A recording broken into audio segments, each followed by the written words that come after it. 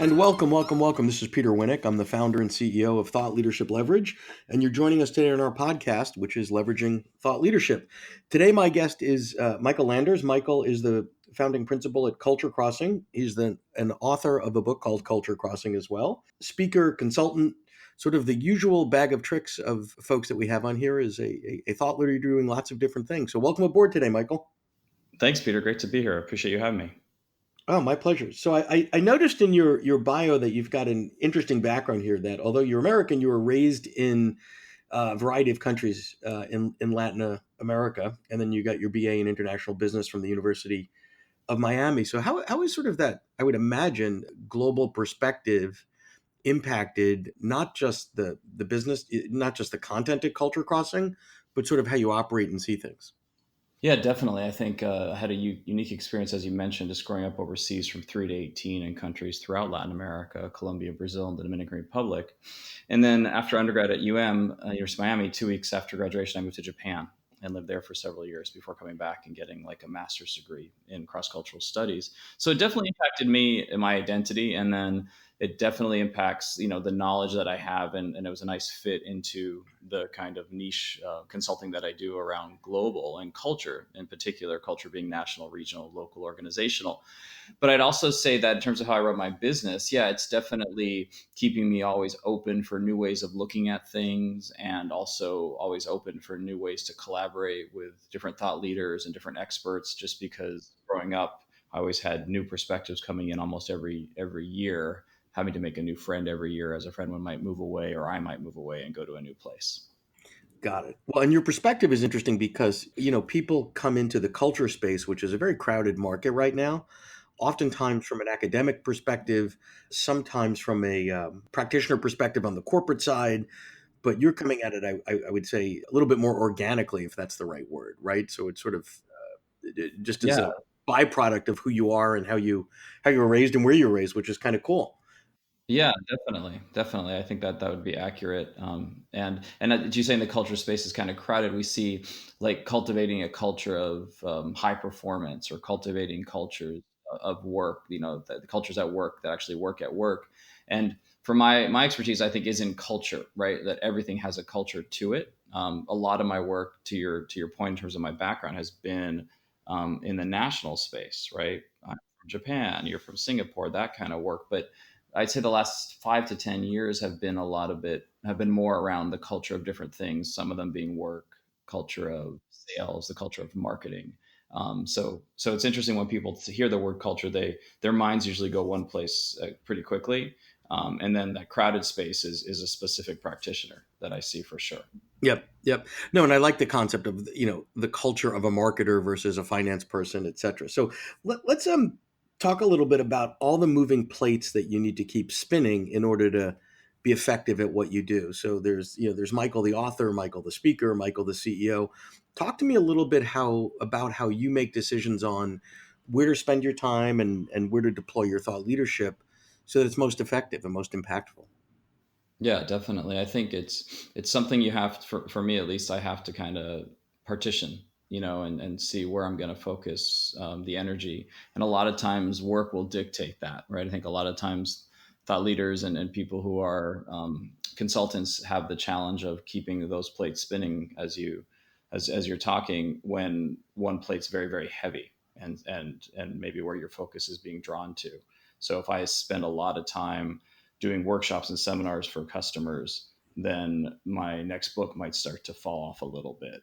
If I'm spending a lot of time consulting, very long consulting gigs, or managing other people who are doing other consulting gigs for me, then marketing efforts might drop off, right? So it's a constant balance for sure. I think in keeping a small boutique firm like I have, with people in different parts of the world.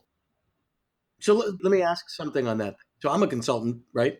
So I see the world in matrices for good, bad, or evil, right? So I'm on sort of one end of that continuum that you just touched on. There's the functional, right? So if I'm doing X, I'm not doing Y. Marketing will suffer if I'm delivering client work. I'm doing actual deliverables, right? And then there's the functional, right? So when I'm speaking, I'm not writing, and when I'm writing, I'm not doing a workshop. So how do you sort of make those trade-offs and make some of those conscious decisions to say yes to this or no to that?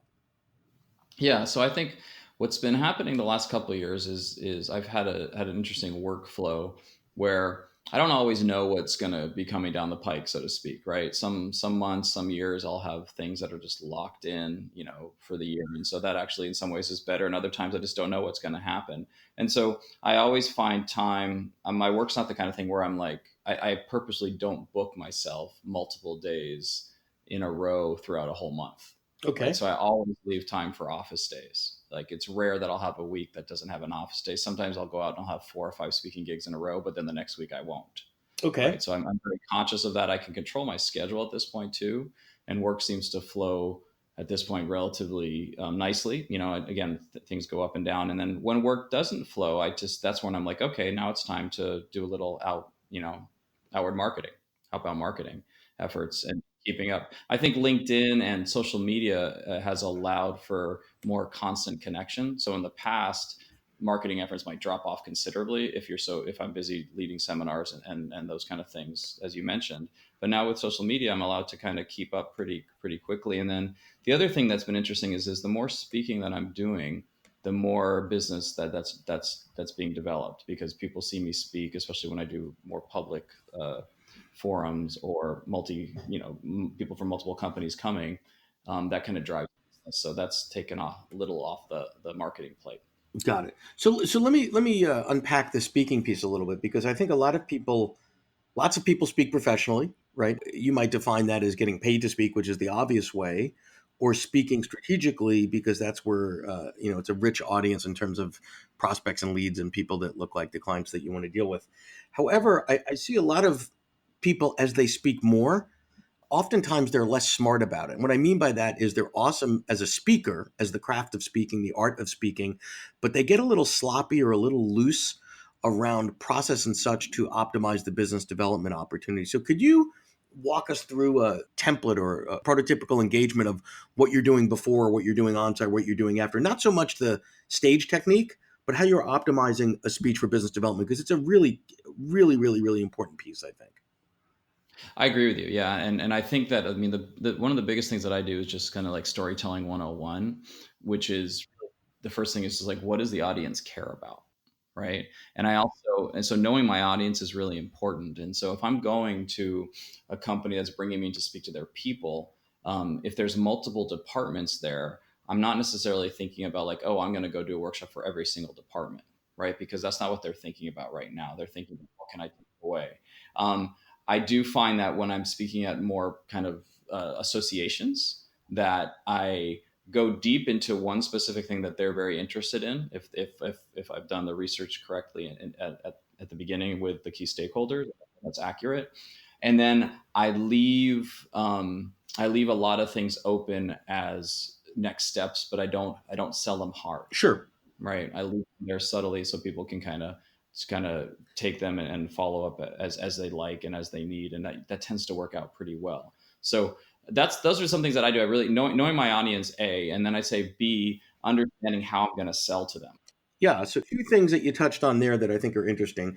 Research, and I want to go deeper on that in a minute. A lot of people just show up and do their thing, but and then they realize after, oh geez, what so and so was there. It would have been great if I would have bumped into them serendipitously at the bar or whatever. But and then also the research that helps you better connect to the audience by knowing their struggles, their pains, is the company growing, shrinking, whatever. And then the sell hard piece, right? So the old school speakers of 20 plus years ago, the stage, they basically came on the stage with a cash register, right? you know um and in the back of the room, and for 7 minutes only, sign up with this and run with your credit card. That's not what you're talking about. So talk to me about sort of the research and connecting that to selling by not selling, if you will, on the stage. Yeah, so I think back to the research, right? So a lot of times, if I'm speaking, I try to speak to as many key stakeholders as I can, and I'll ask great questions as to what's going to make this success, obviously, in the person who's bringing me in's mind, but also what are the people going through that are actually going to be showing up, right? And sometimes we do a lot of pre-work questionnaires, so I get like your top 3 challenges, and then I customize my content around that a lot. Now, if I can't, because we're only going to focus on one area, what I do is bring up those questions and give some quick hits and as to and potential next steps for those people, because I know that that's something that they're interested in. So those are the kind of things. And then for the soft sell at the end of the day, right? Like sometimes like I find a lot of speakers come in, and I'm forced to do this a few times too, which is come in and let me tell you why, let me tell you about me and why you should listen. And I try to avoid that. I try to leave that towards the end these days. And I've seen an interesting switch in that when people hear me towards the end, unless it's something that I have to establish credibility right away because I'm not fitting the mental model of the person. But those are some things. Those are a few things that I do kind of to do the soft sell, because I don't think anybody likes to be sold No, to, especially with your point. If they get any inkling that that cash register is there on stage, they're like. So I usually I'm self-deprecating depending on the culture that I'm in, especially if a book's being offered. You know, I'll make some jokes about that, and that tends to work well. got it. So give me an example of, like a good case study where you go to an event, you speak, you do your homework, do all the things you're supposed to do, and then that leads to X. And what does X look like? And how does the value of X relate to the speech, right? So I would imagine, and I'd like you to touch on this as well, it's part of your selection criteria, right? So the obvious reason to accept a speaking engagement is it's a big fat speaking fee. But talk to me about sort of strategically accepting engagements and how you turn that into something else for the business. Definitely. So I think on the internal side, when I got brought in for companies on the internal side to do speaking engagements, I look to kind of create more transformational connections than transactional ones. That being said, sometimes I'm going to go in and just do a quick talk for people because that's what they want. And so on those kind of things, I'm looking at to how can I add value at more holistically and ongoing. So sometimes I'll be brought in to speak to the CEO, C-level suite folks, and let's say division presidents across the country, Okay.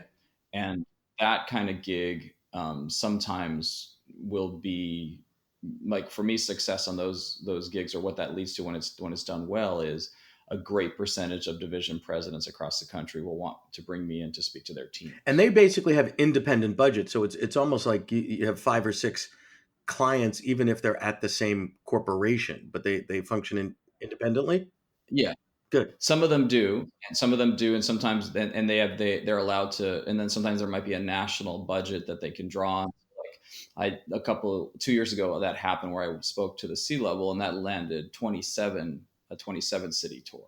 Awesome. Yeah, it was great. And so what happened with it, the national liked it so much that they said, we're going to back Michael to do this. So you don't have to pay. You just have to show up.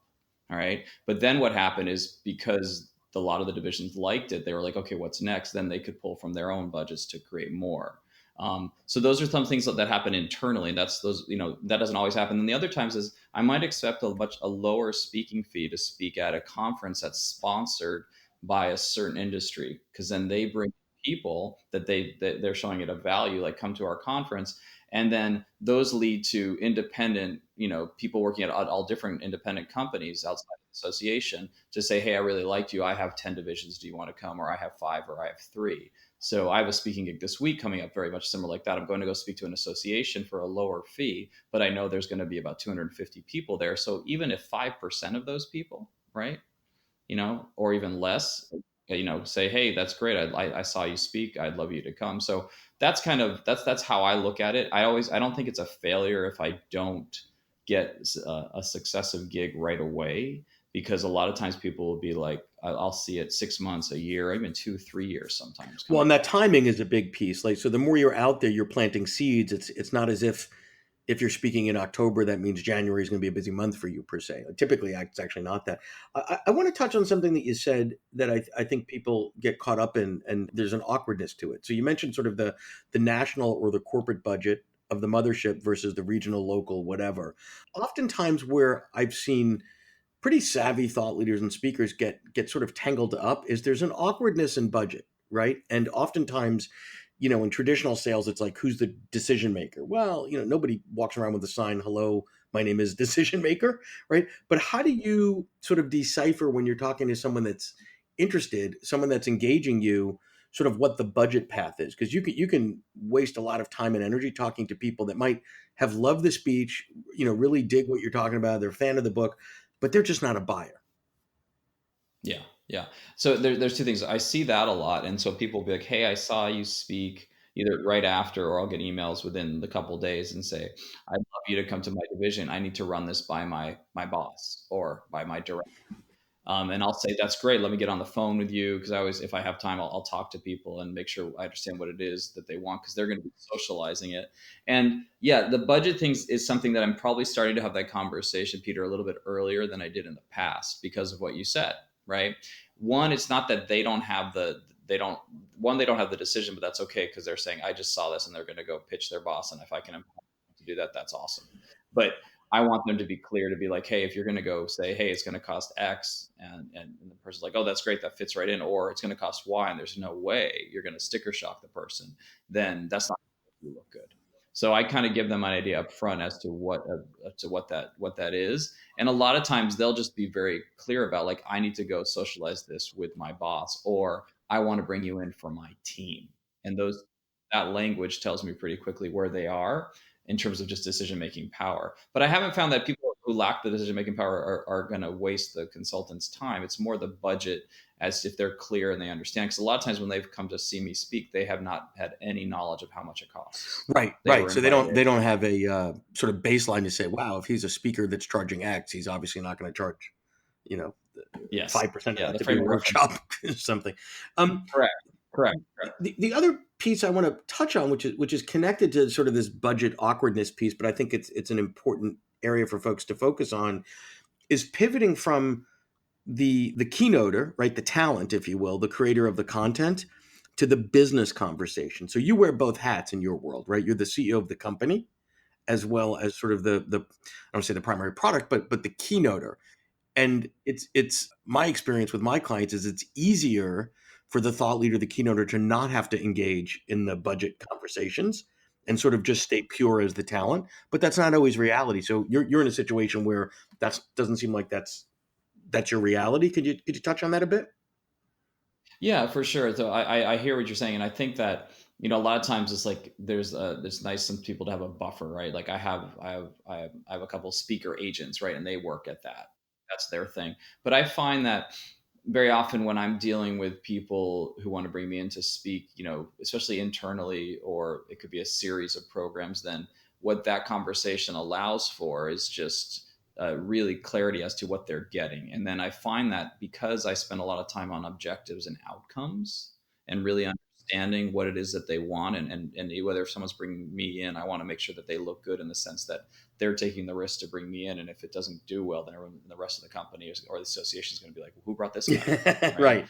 Right, So right. I focus heavily on that, like, and that's honest, but I find that what ends up happening is because of that, when we do end up talking about price, it's not coming out of nowhere. Good. So for me, it's a benefit, and I can see why it could be a negative sometimes, because you're like, oh, I'm gonna have to talk numbers with you. It all depends on how comfortable. Now, here's the other thing: is I speak around negotiations, right? So I bring that into the conversation and go, look, I teach negotiations. I talk about negotiations, but I'm going to be very transparent with you and explain how this works from my perspective, and that always eases people's feelings. But I think I'd also say is how comfortable is the thought leader in having those conversations, and how matures the business, right? Those are two things that I find. For me, I don't mind it. It's not like, ugh. And one thing that I've remained, and this changes from country to country, but I'm pretty consistent. I'm based in San Francisco, so I have to be pretty consistent with my pricing, just because everyone goes from one company to another.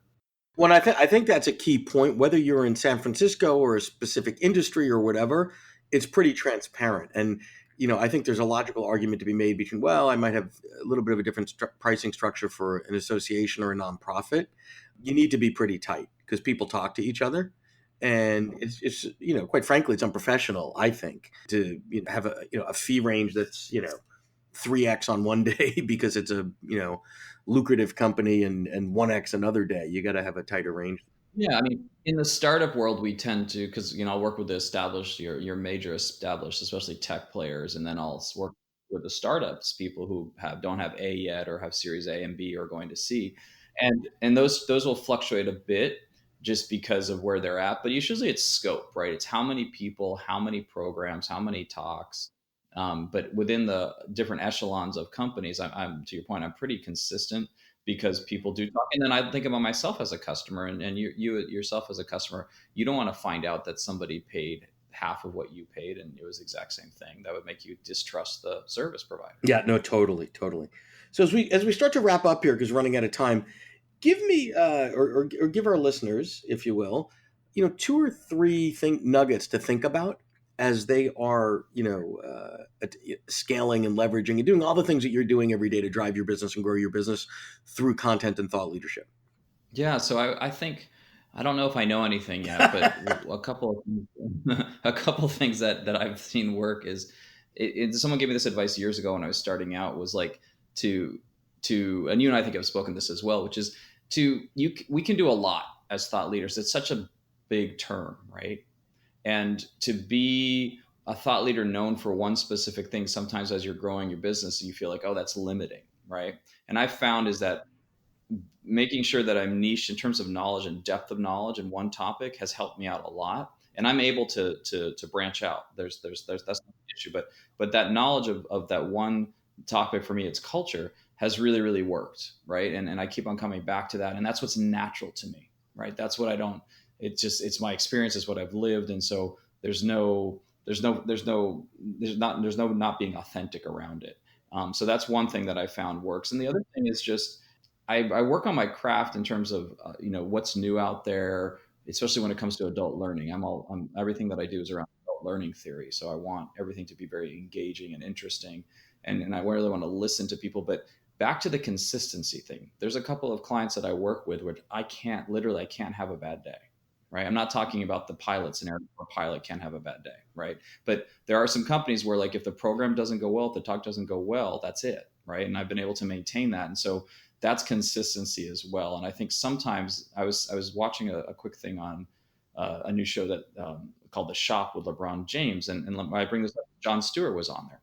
And he was saying, they said, when did you know you were done? And he's like, when we were going to do a story, and we had the opportunity to go to the place to do the story, or I could just do it from the studio. And he said, you know what, I'm just going to do it from the studio. And he said, at that moment, he realized, I'm done. Right. He said, I realized I'm done. He said, because it didn't matter anymore. So I think that's the thing for thought leaders too. How many times have you delivered the same talk? Well, and I think people can pick up on that, where I call it the drive-by, when the speaker comes in and it's like the same punchline in a minute 7, and he doesn't know if you use the term customer or client and blah, blah, welcome to Milwaukee. And if they're in Cleveland or that, yeah, I think you're right. Exactly. And so that's a risk we all run, because you get popular and people want you, and you're like, and it's a good payday. So I'm pretty mindful of that consistency as well. And I think Lily Tomlin said it, where she was like, someone asked her, how can you do the same show 8 days a week on Broadway and still bring the same energy? And she's like, because there's that one kid or one person in row 20 C who's the first time they've seen it. I love it. That's a hard one, but those are two things that I've kind of tried to keep up, and also just informing me when I'm like, you know what, I shouldn't be doing this anymore. Yeah, it's time. I'm phoning it in. Yeah, exactly. So those are two things that have helped. Well, this has been great, Michael. I appreciate your transparency and sharing all your nuggets and your wisdom on everything from budget to pricing to sort of being strategic around the speaking events and putting the effort in. Lots of great nuggets in here for people to process and digest. And I appreciate your candor and your willingness to come on and share with us today. Thank you so much. My pleasure. Thank you for having me.